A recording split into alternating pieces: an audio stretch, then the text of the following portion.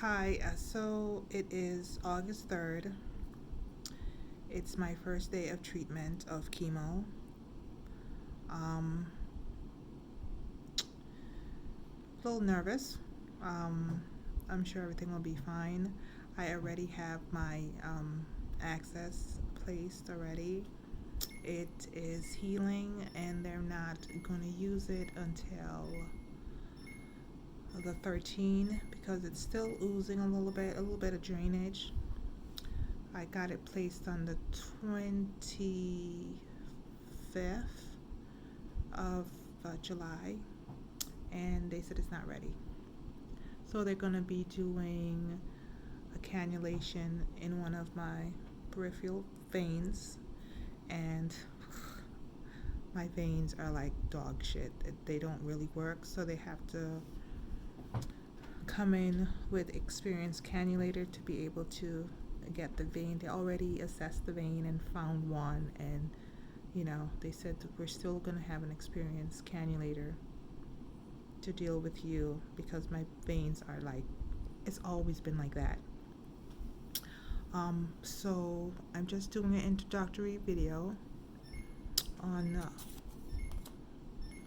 the chemo that I'm getting. I know a lot of people out there is going to have questions. A lot of people who's probably going through the same thing I'm going through when they're a little confused. So I'm just here to educate and walk you through my process of chemo.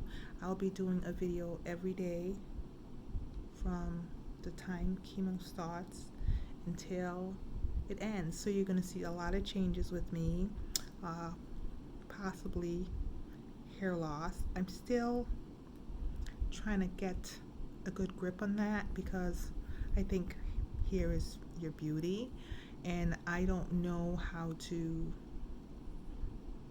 finagle it just yet. I'm not ready for that part, but I know eventually I'm going to get there. So they went over a lot of information, so I would just touch on a little bit. One of the chemo, and all of these chemo medications are very strong and harsh. So one of the medication is called Keytruda, and it will, I will get this medicine infusion for 30 minutes. It comes with a lot of side effects, like they all do, and I'll probably go over that in a different setting. I'm just gonna be real quick. Some of these names I can't even pronounce, even though I'm in the medical field, but the ones that stick out that they're going to be doing regularly is Keytruda, and another one is Taxol. This one is a longer one. It's for an hour, and it's kind of irritant is what they told me from what I gather. They normally have to sit and monitor me for the first 2 treatments for 15 minutes, and I get vitals taken periodically to make sure my pressure doesn't drop, make sure I don't exhibit any type of signs and symptoms of any type of shortness of breath, dizziness, whatever it might be. And this is for an hour. Another treatment is cytozan, and this one is 30 minutes to 45 minutes.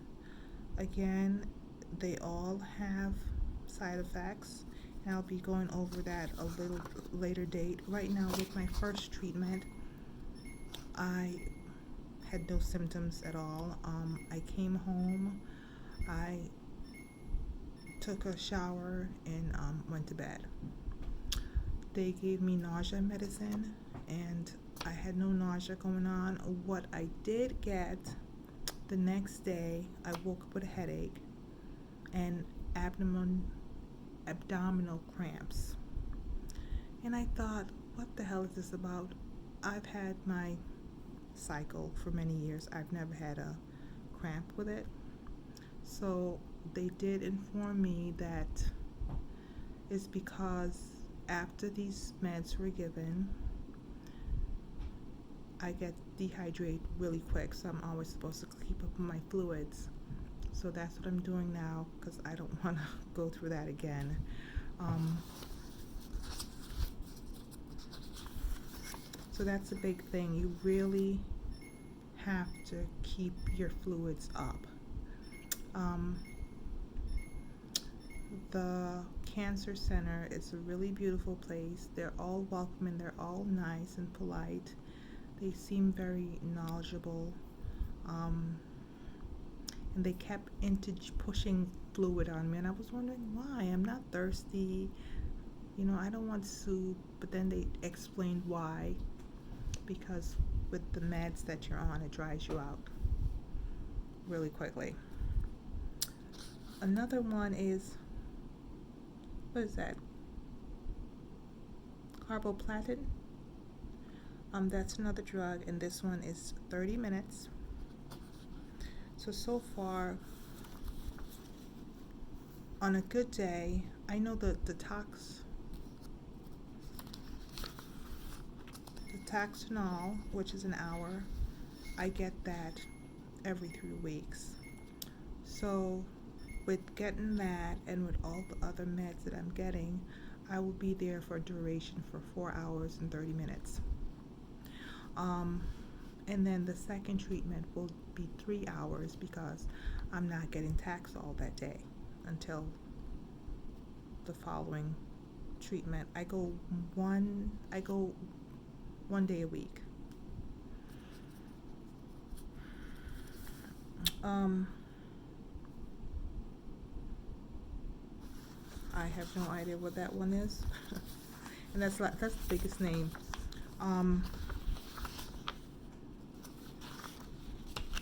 So that's just a few. It's like how many? 1, 2,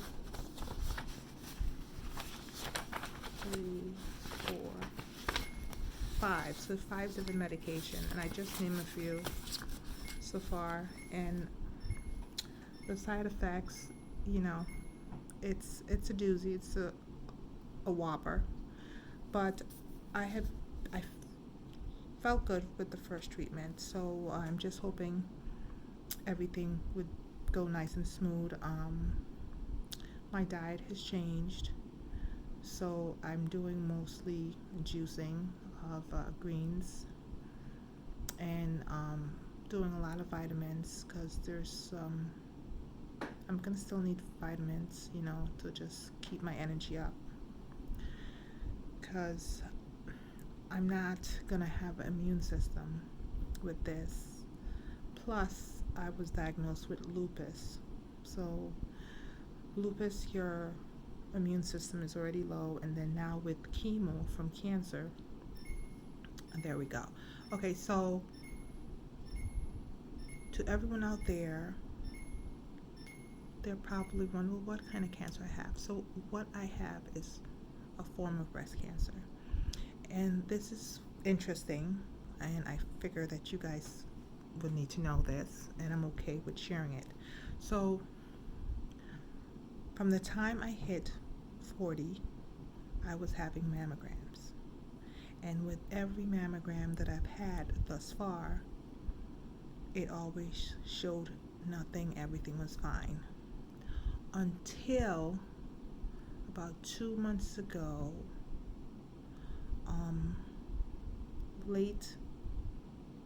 late June, I started to get sharp pains in my breast. And then all of a sudden, I noticed it was swelling. So I called my doctor and I said, something's going on with my breast. I'm getting these sharp pains running through them. And then all of a sudden now, I'm seeing that it's one size is different from the next. So they scheduled a mammogram for I to come in. It took a while because all of these authorization it has to go through for insurance to be approved for I to get an appointment so I can go and check. So anyway, moving forward, It went ahead, it was approved, got an appointment set. I had to rush them with an appointment because I said this is hurting really bad and I'm supposed to wait 2 weeks out more. Is there anything you can do? So they decided to let me go to a different site. I said I was fine with it. Plus the site was closer from the first site where they was gonna go let me have the mammogram. So anyway, when I got there, they did a mammogram and a sonogram. The results came back with nothing. So they decided to do an MRI, and that's another pre-authorization. Had to go through that again. And this time it came back and it lit up yellow. So they knew something was there, but they didn't know what. So then they sent me to a breast specialist, which they did a biopsy. They took a puncture of my skin, my breast skin, and the doctor saw this before. It's very rare. So he told me what it was, but he said, we got to do a biopsy to make sure this is what it is. So when the biopsy came back, it was that. It's called inflammatory breast cancer. So what it is not a tumor. I didn't have a tumor. Like I said, all of my mammograms was fine. So what it is, the cancer is in the lymph nodes in the tissue, and that's why the swelling came into place, and that's why it's missed, because you don't see it on mammograms. It doesn't show up in any mammograms until you get signs and symptoms. So by the time signs and symptoms show up, I'm already at a stage 3. So that is how the cancer came to be, and me finding out is because I started to get signs and symptoms. So with them knowing the situation of me being at stage 3, they wanted to get the process and the ball rolling for chemo to start right away. And I was okay with that because I want this to be done. Now the only thing that could be a downfall to some, but to me, I didn't take it as a downfall. So even though I have to do the chemo, I'm still gonna lose the boob. Now, okay, I'm like, well, hey, whatever. First I asked why. If the chemo is supposed to take this away, they said it's not for sure to take it away. They just need to decrease it some. And because of the type of breast cancer it is, if it's in the lymph node and the skin, we got to make sure that it doesn't come back. And the only way to make sure, they got to remove the breast. Which I'm like, cool. They said they provide reconstruction surgery. I can then get some perky ones in. And I'm cool with that. I won't have to wear bras anymore, and I'm cool with that. So it's not a big deal for me, you know. I'm all for it. Whatever that would take me to the next step of me still being here on this earth, I am gonna do whatever needs to be done. So I'm here to share and educate. So it's nobody's fault when it comes to breast cancer. And come to find out, yes, it does run in my family. And because for those who know, I'm not originally from here. I'm from the Virgin Islands, St. Croix, U.S. Virgin Islands. So the way how Caribbeans is, they don't like to tell about other situations in family. They kind of keep it to themselves, which is an injustice, because as people grow and they have families, health issues that's in the family needs to be known so you can prepare yourself you know, just like Angelina Jolie. Um, she knew that she had breast cancer in her family. She did some blood tests. She found out what kind it was. She had breast cancer and she had ovary, over, overall cancer. I think I said that correct. And so she took it upon herself and did a preventative surgery and chopped them both off before anything ever hit her. And she did surgery to get her tubes removed and her ovaries removed.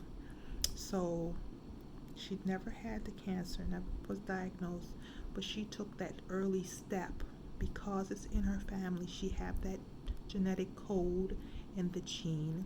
She did that for herself, which that was a smart move on her part. She made sure that she did what she had to do early because she believes because it runs in the family and she has that genetic code that she was tested and they found out she had it.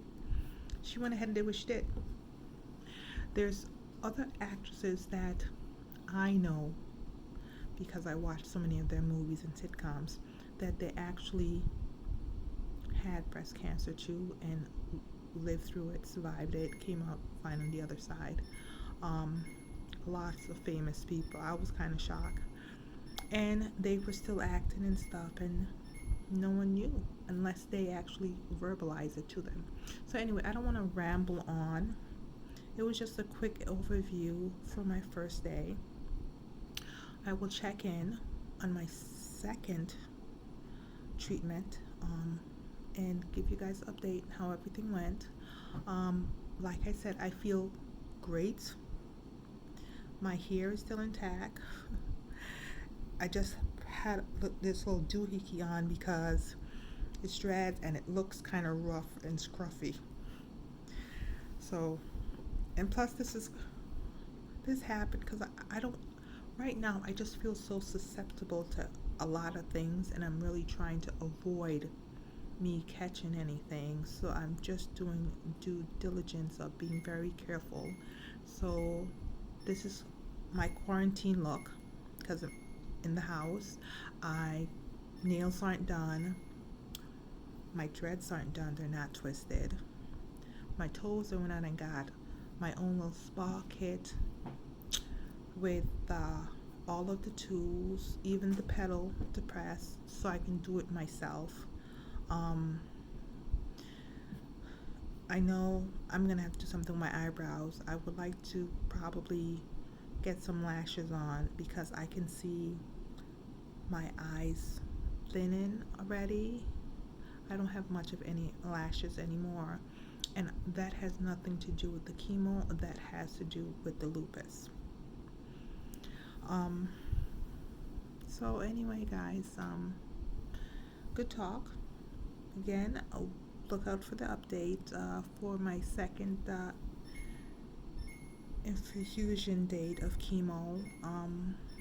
Hopefully my axis will be healed already, and I'll just walk you guys through that in the process and everything. Again, I will check back next time. Bye.